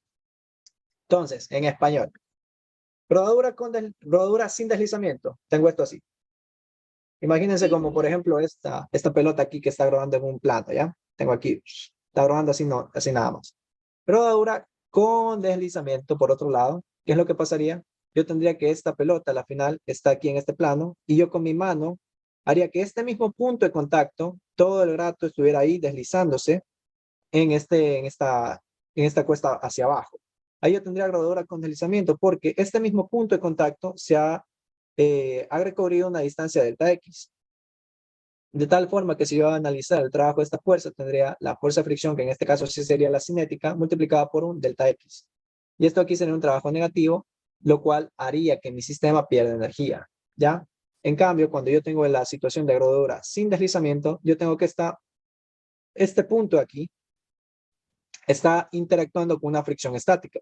Luego, en un instante 2, ese punto ya no está en el suelo, sino que está otro punto. Aquí le voy a poner punto 1, acá yo voy a tener un punto 2, que también está interactuando con el suelo. Pero nuevamente esa fricción que está actuando es fricción estática. Y nuevamente después va a seguir rodando esto. Aquí yo voy a tener un punto 3, acá va a estar el punto 2 y acá va a estar el punto 1, que también va a estar interactuando con una fricción estática. Todo el rato esa fricción estática no va a tener ningún desplazamiento. ¿Por qué? Porque yo no estoy haciendo presión ahí con respecto a ese punto, como para que se esté empezando a recorrer una distancia X con ese mismo punto, todo este tramo. Y de esa forma no se genera trabajo consumido por la fuerza de fricción cinética, sino que más bien al yo tener la fricción estática, cada uno de estos puntos verdaderamente no tiene un desplazamiento delta X que haga que se consuma energía en forma de calor. No sé si quedó claro. De repente les quedó alguna duda, díganme nomás para explicarles un poco más a detalle esa partecita. ¿Dudas, chicos? Pregúntenos, pregúntenos.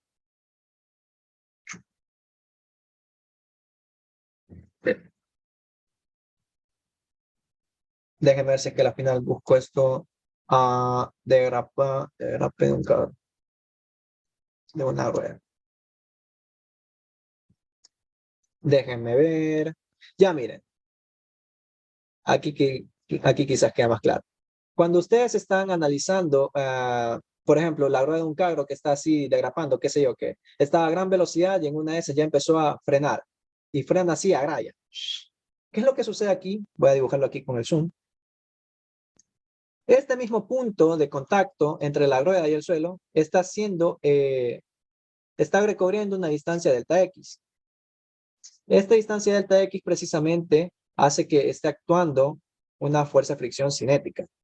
Multiplicado por este delta X, resulta que aquí aparece un trabajo de una fuerza no conservativa, el trabajo de la fricción.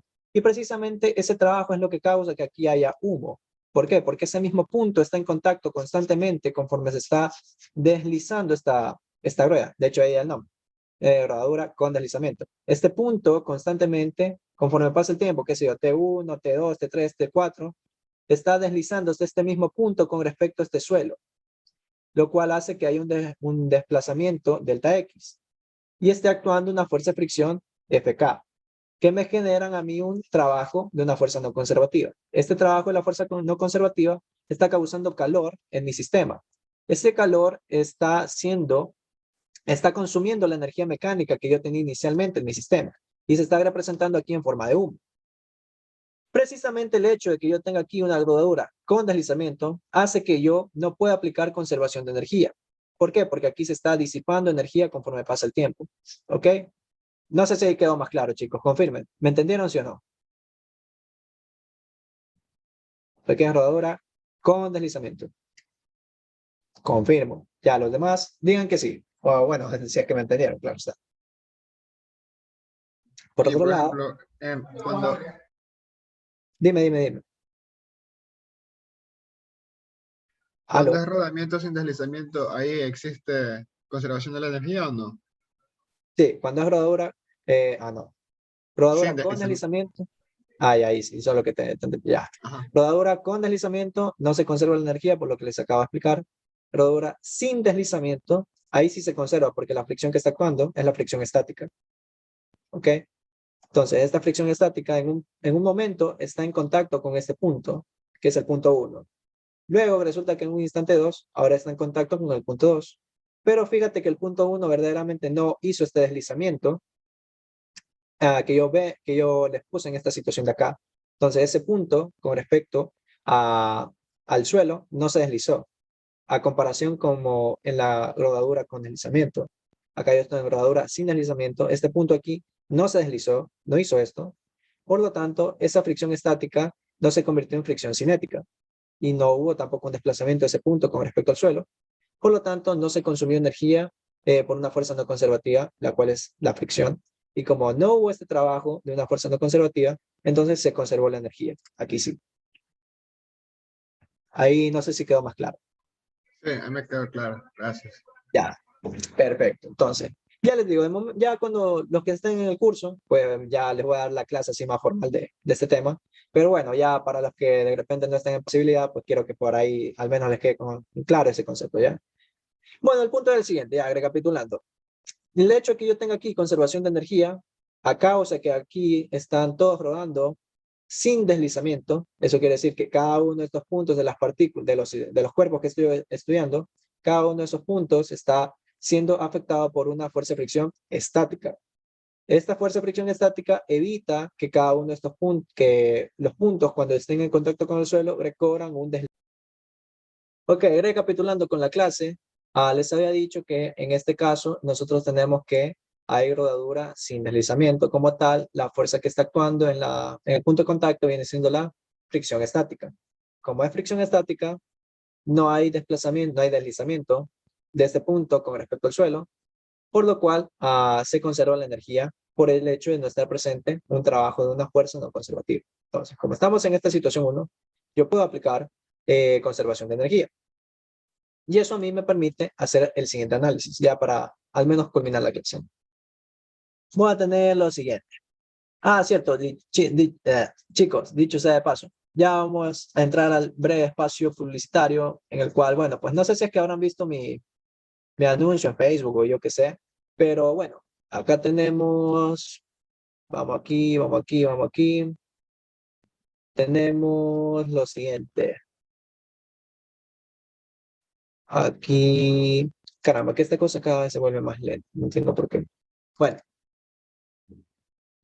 Ya. Chicos, inicia el espacio publicitario, ya saben. Verán, para los que no conocen, pues bueno, yo he estado dando cursos así de forma más particular de física mecánica, ya di el primer parcial. Y bueno, pues acá en el segundo parcial, pues no, yo me encargo de darles a ustedes los temas de dinámica rotacional y todo lo que engloba el segundo parcial, claro está. Claro está que tendrían que registrarse, el valor de cancelar es este.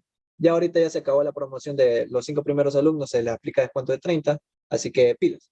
Entonces, si que están interesados y quieren así tener un acompañamiento así de clases de física para este segundo parcial, bueno, los horarios de clase son los lunes, martes y miércoles.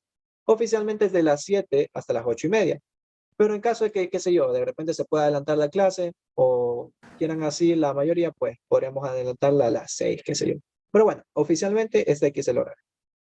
Ahora bien, de por sí vamos a iniciar mañana, solo que así para que los chicos no vayan así con conocimientos faltantes al día su clase de mañana, pues iniciamos una clase hoy. Y bueno, pues dicho sea de paso, pues aprovechamos para que más gente se lucre de esta clase, pues, ¿no? Todas las clases son con teoría y ejercicio, las clases también son grabadas, de hecho, déjenme ver, estoy grabando esto, ¿no? Sí, estoy grabando. Las clases son grabadas toditas. Y bueno, siempre que termina la clase, yo les paso el PDF de lo que hicimos con los temas que hemos visto, pues, ¿no?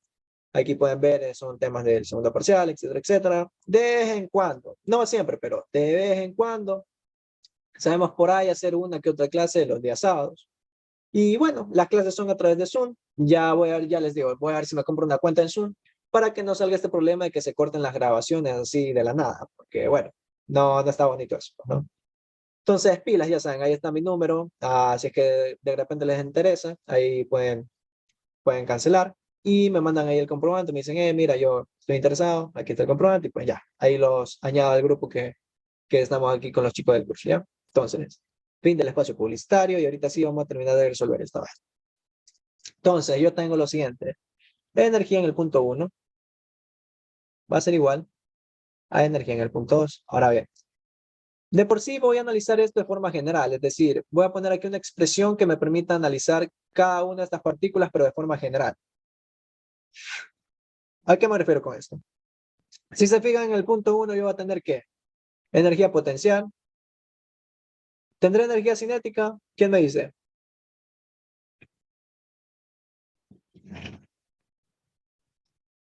Confirmen. En el punto 1, ¿qué energías tengo? Chicos, confirmen. A ver qué dice el chat. Energía cinética y potencial. Ok, bien. Las energías que yo tengo presente en este caso, al menos en la situación número 1, va a ser únicamente energía potencial. ¿Por qué? Porque se supone que estos de aquí son desprendidos de reposo. Entonces, inicialmente todo esto tiene una velocidad inicial de 0. Por lo tanto, como en la velocidad de 0, mi energía cinética en el punto 1 va a ser 0. No obstante, con respecto a mi nivel de referencia, fíjense que es este, yo tengo que hay una altura h. Una altura h que es diferente de 0. Por lo tanto, en el potencial del punto 1, yo solamente tengo energía potencial. Ahora, en el punto 2, fíjense, cuando yo ya estoy por acá, ¿qué va a pasar?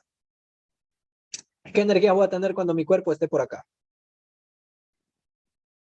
¿Cinética o potencial o ambas? ¿Qué dicen? Aquí, ¿qué dicen? K.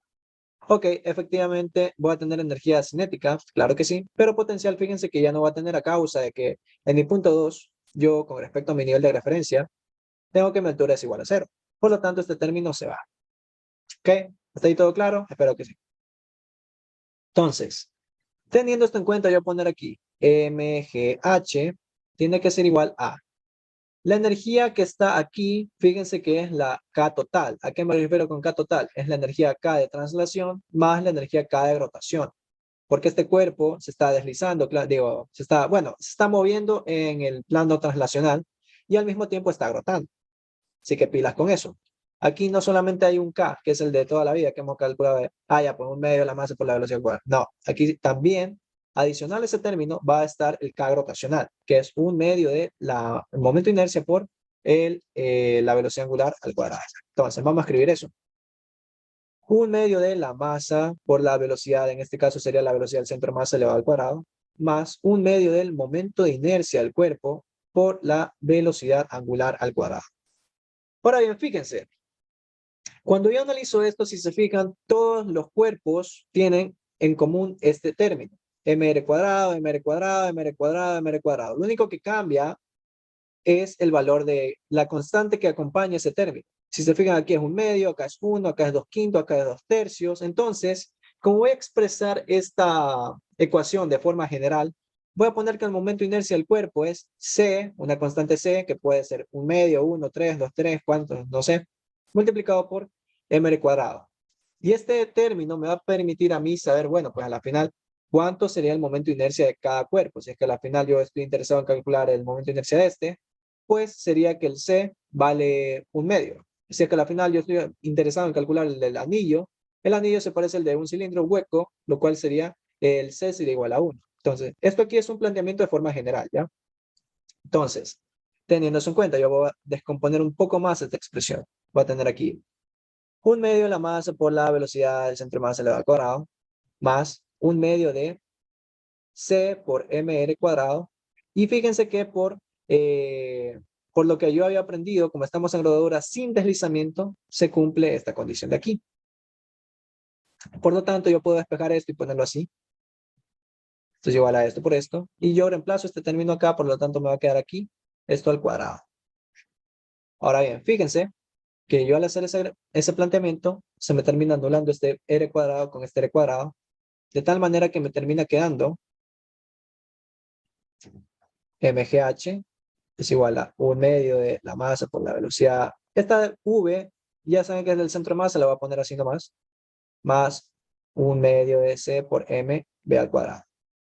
Ahora bien, si yo saco factor común de esto, me va a quedar a ambos lados lo siguiente.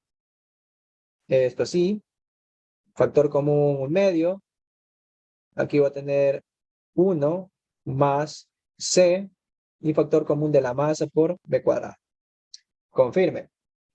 Si se fijan, este término acá, lo único que hice fue sacarle factor común a estos dos. Del lado izquierdo saqué esta masa por velocidad cuadrada y del lado derecho saqué 1/2, ¿ya? Al revés, de hecho, pero bueno, esta masa se termina yendo.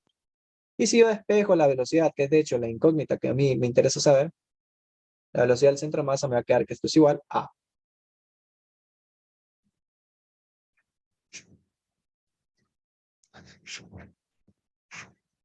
¿Ok? Entonces, fíjense. Yo tengo que la velocidad de cada una de estas partículas va a depender de esta expresión de aquí. Si se fijan, esto aquí es una constante. Lo único que va a cambiar aquí va a ser el valor de C. Dependiendo del cuerpo que yo tenga, pues este C va a ser 1/2, va a ser 1, va a ser 2/5, 2/3. Dependiendo de esa situación, yo voy a tener un C distinto. Ahora bien, esto aquí, si se fijan, es una función una función racional. ¿A qué me refiero con esto? Cuando ustedes están en el pre, hayan visto que la función racional 1 sobre x es igual a esto. Déjenme ver aquí. Minimizo esto, pongo esto así. Ustedes habían visto en el pre que cuando ustedes tenían funciones tipo así, esto era igual a esto, ¿sí o qué? Ya, bueno, acá pasa algo similar. Solo que la variable aquí va a ser el c, que va a ser el valor de la constante k, el valor de la constante que van a tener para cada uno de estos cuerpos, ¿ya? Acá va a ser 2/3, acá va a ser 2/5, 1, 1/2. Entonces, ese valor de ahí va a cambiar, dependiendo al cuerpo que nosotros estemos tratando. Entonces, la gráfica va a ser más o menos así. Fíjense que yo tengo en un principio esto. Bueno, de hecho, vamos a ponerla así paso a paso. Yo voy a tener aquí 1 sobre C. Eso ahí es esto. Después le voy a sumar 1, lo cual quiere decir que esta gráfica se me va a mover para acá. Después yo voy a tener que multiplicar esto por 2GH, lo cual quiere decir que mi gráfica va a ser un poco más grande. Va a alcanzar los valores más antes. Y después de eso le saco raíz cuadrada, lo cual quiere decir que mi gráfica ahora se va a hacer más chica.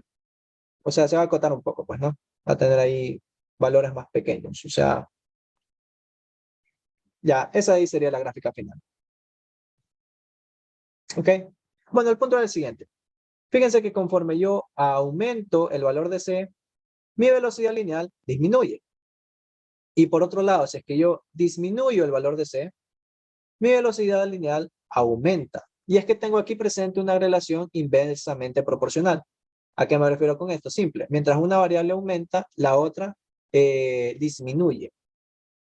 Entonces, en este caso, el que tenga un mayor valor de C va a ser el que llega al último, ¿ya? Tengo un valor muy alto de C, la velocidad lineal por ende va a disminuir porque están en una relación inversamente proporcional y como la velocidad de ese cuerpo va a ser menor, va a llegar mucho más tardíamente al punto 2, ¿ok? Entonces lo único que me quedaría ver a mí es cuál de estos cuerpos van a tener un C mayor y menor y bueno, pues de esa manera yo determino, ok, bueno, pues este cuerpo llega más antes que el otro, ¿ya? Entonces, no sé si les quedó clara esa explicación de lo que le acabo de hacer. Si es que no, díganme nomás y les explico así de una forma más. Les repito, ¿ya? Confirmen. ¿Les quedó claro lo que acabo de hacer? Fue un planteamiento energético que me permitió a mí vincular estas variables. Se terminaron anulando, saqué factor común, me quedó esto y despejé la velocidad, que es de hecho lo que me interesaba a mí saber. Sí. Ok, entonces chéverazo, sí les quedó claro. Entonces fíjense, y ahí después ustedes, después de la clase, ahí con tiempo, ah, revisan cuál de todos estos cuerpos tenía un mayor C y dicen, ok, este C era mayor, por lo tanto, ese cuerpo va a tener una velocidad menor. Como tiene una velocidad menor, va a tardar más en llegar a este punto número 2. O sea que ese ahí va a llegar más retrasado, ¿no? Entonces, bueno, ahí les dejo para que ustedes analicen, ¿ya? Chicos, y lo que respecta al PDF de esta clase, ahí me escriben nomás, ya saben mi número, ahí se los pongo de nuevo en pantalla, en el chat. Me escriben el número y me dicen, hey, mire, profe, yo estoy en su clase, me interesó y quería saber si me pasa el PDF y yo les paso, ¿ya? Ahí yo les paso el número, el PDF y ya. Ahí de esa manera ya tienen ustedes para que lo puedan chequear más a fondo, ¿ya? Pilas entonces. Vamos a resolver un ejercicio más, ¿ya? Un ejercicio para que ustedes más o menos vayan así con los conceptos más o menos aclarados, ¿ok? Entonces, déjame ver cuál. Es que por si todo esto están chéveres. Vamos a resolver. Bueno, aquí vamos a resolver este, ya, para que ustedes más o menos sepan cómo se calcula el momento de inercia, ¿ya? Los demás los voy a dejar para la siguiente clase, pero bueno, eventualmente los vamos a ver, ¿ya? Así que vamos a poner esto más abajo. Vamos a resolver este porque al fin y al cabo ya se acaba el tiempo de la clase, ya. Son 8:30. Entonces, fíjense que me dicen lo siguiente. Ordenar de mayor a menor los momentos de inercia I1, I2 y 3 de las siguientes barras que rotan alrededor de su centro. Justifique su respuesta. Ok, pilas. Aquí me dicen que yo halle los momentos de inercia de I1, de I2 y de I3. Cada uno de estos momentos de inercia se va a tomar en cuenta con respecto al centro de este sistema. El centro. ¿Ok? Para calcular este momento de inercia vamos a tomar en cuenta la consideración de que este alambre de aquí, este alambre fino que tienen aquí, va a tener una masa despreciable, aproximadamente 0, ¿ya? Para que se agilicen un poco más los cálculos, ¿ok? Entonces, teniendo en cuenta eso, lo que me va a terminar interesando a mí para poder calcular el momento de inercia de cada uno de estos sistemas va a ser el valor de estas masas, ¿ok? Entonces, teniendo en cuenta eso, vamos así. Ahorita sí a calcular el momento de inercia de cada uno de estos. Entonces, momento de inercia del sistema 1. Fíjense que yo tengo aquí que me piden a mí calcular cada uno de estos cuerpos, cada uno de los momentos de inercia de estos cuerpos con respecto al alrededor de su centro. O sea que siempre voy a tener como punto de partida de este punto que representa el centro de mi sistema. Ahora bien, fíjense que cuando yo analizo el primer caso, yo tengo, ok, bueno, pues tengo dos partículas. El profe me ha dicho que cuando yo tengo esta situación, yo tengo que sumar cada uno de los momentos de inercia de los cuerpos que están interviniendo. En este caso tengo dos cuerpos, por lo tanto yo tendría momento de inercia de este cuerpo M multiplicado por la distancia que hay desde el eje de rotación hasta la ubicación de este cuerpo. Fíjense que como yo tengo que esta distancia aquí viene siendo R, la mitad de esta distancia viene siendo R medios. Y de hecho, ese es el valor que yo reemplazo aquí. Esa es la distancia R que hay desde aquí, de este cuerpo, hasta acá, del eje. Por lo tanto, aquí yo tengo R medios y lo tengo que elevar al cuadrado. Fíjense que asimismo, esa misma situación yo lo tengo para el cuerpo que está a mi derecha. Tengo que tiene un valor de masa de M y asimismo la distancia que yo tengo aquí, de entre el eje hasta la ubicación de este cuerpo, va a ser R medios. Por lo tanto, cuando yo, déjenme ver qué dice el chat. Hay teorema de ejes perpendiculares. Creo que sí, solo que en física no se lo aplica. Recapitulando, cuando yo resuelvo esto me va a quedar aquí un cuarto de m por r al cuadrado más un cuarto de m por r al cuadrado. ¿Cuánto me queda esto? Me queda 2 veces un cuarto, o sea, un medio. Un medio de m por r al cuadrado. Eso ahí es lo que me queda como resultado de este primer cálculo. Ok, chicos, dudas, preguntas respecto a lo que acabamos de hacer, pregunten nomás. ¿Dudas? ¿Preguntas? ¿Todo está claro? ¿En qué ubicación se alcanzaría? El menor momento de inercia. Sí, ahorita me piden calcular cuál es el menor momento de inercia de estos tres sistemas. Entonces, eso es lo que estamos calculando ahorita. En el primer caso me dio un medio de m r cuadrado.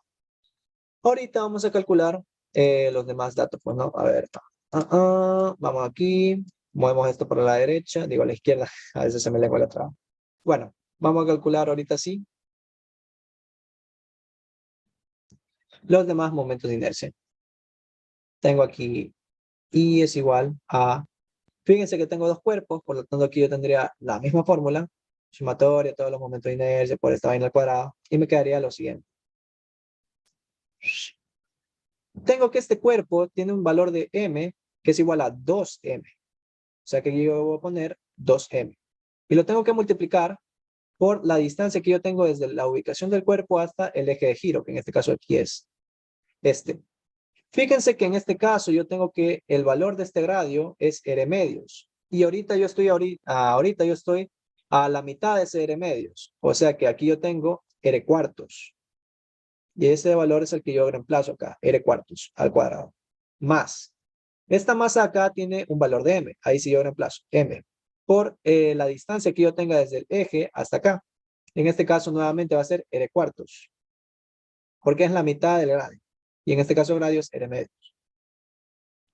Aquí yo tendría r cuartos al cuadrado. Cuando yo efectúo este cálculo me da como resultado 2 veces m multiplicado por un octavo de r cuadrado más, asimismo, un octavo. No, de hecho estoy hablando de estupidez. 16, profe. Un 16avo, exactamente, correcto. Un 16avo por m r cuadrado. Y bueno, ustedes suman estos valores y les tienen que dar cuánto es el valor del momento de inercia. Si se fijan, aquí sería un octavo. Entonces sería un octavo más un 16avo multiplicado por m por l al cuadrado. ¿Ya? Y ese sería el valor del momento de inercia de este cuerpo. M al cuadrado. Ya ahí me dicen cuánto sale. Ya ustedes calculen eso y me dicen cuánto sale. Ahora, aunque bueno, esto aquí se podría calcular como 8 por 2. Sería como 3 veces esta vaina, ¿no? Bueno, ahí me dicen ya. Ese es el valor del segundo. Vamos ahorita a calcular el tercer momento de inercia. Y recuerden que tenemos que hallar cuál de estos tiene el menor momento de inercia del sistema. Entonces, ahí me dicen cuánto sale, ¿verdad? No se olviden. Y 3, nuevamente, sumatoria, todos los cuerpos que están en mi sistema. Y eso ahí lo tengo que yo elevar al cuadrado. Vamos ahorita. I3, ¿cuánto vale este momento de inercia?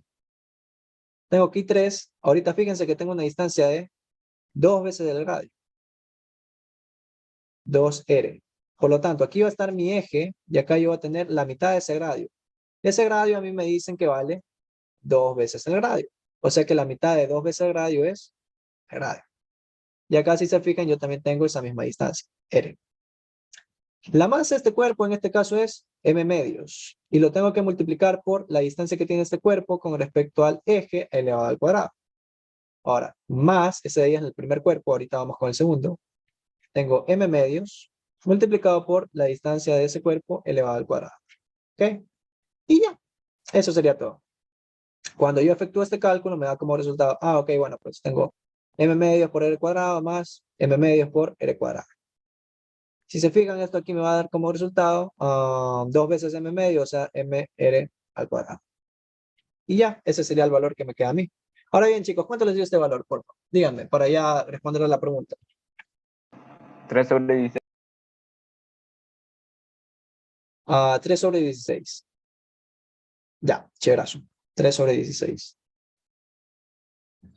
Ok, chicos. Entonces, respondiendo a la pregunta, fíjense que yo tengo aquí, este valor es 1, este valor es 3/16 y este acá es un medio. Yo tengo que este denominador es 2, este acá es un denominador mucho mayor, o sea que este valor de acá va a ser mucho menor. El resultado de este cociente va a ser menor. En cambio, acá yo tengo un valor menor, este resultado va a ser mayor cambio en comparación a este de acá. Por lo tanto, la respuesta es, yo tengo aquí que el que más mayor va a ser I3. I3 es mayor que I1 y este acá va a ser mayor a I2. Y si no me creen, vaya y pregúntenle. Y si no me creen, cojan su calculadora y saquen el valor de estos coeficientes, pues, ¿no? Aquí tengo 3/16, me da un valor de 1.18, 1.19 prácticamente. Acá yo tengo que este valor es de 0.50 y acá yo tengo que este valor es de 1. Entonces, 1 es mayor a 0.5, como podrán ver acá, y 0.5 es mayor a 1.19. Y bueno, chicos, esa sería la respuesta a cuál de todos estos, bueno, cuál es mayor y cuál es menor. Acá me dice ordenar de mayor a menor. Ya, y eso es lo que hemos hecho. Entonces, esta aquí sería la respuesta. No sé si tienen alguna duda o pregunta respecto a lo que hemos hecho. Confirmen si quedó claro. Confirmen, chicos, para confirmar. A ver, confirmo. Ya, chéverazo. Entonces, bien, chicos. Yo creo que ahí estamos bien con esta clase. Ya les digo, a la final, estos ejercicios los voy a resolver en la siguiente clase. Esa ahí ya sí va a ser con los chicos que están dentro del curso, ya saben. Entonces, bueno, animarlos a que si es que a la final están en posibilidad, pues pilas ahí, vamos a tener acompañamiento a todos los temas que vamos a ver en el segundo parcial. Los que estén inscritos conmigo, pues el acompañamiento de todo el parcial, o sea, incluido el examen del segundo parcial. Así que pilas. Por si las moscas, el examen es hasta el segundo examen, es decir, el mejoramiento no va incluido, por si acaso. El mejoramiento es otro asunto. Así que pilas. No quisiera hay confusión. El segundo parcial es el segundo parcial, el mejoramiento es otra cosa. Así que pilas. Ya saben, si es que están ahí a la final en posibilidad, pueden inscribirse. Ahí me escriben a mi número. Y bueno, de momento, eso ha sido todo. Espero que les haya servido para su clase de mañana. Y nos vemos en la próxima. Chao, chao. Gracias, profe.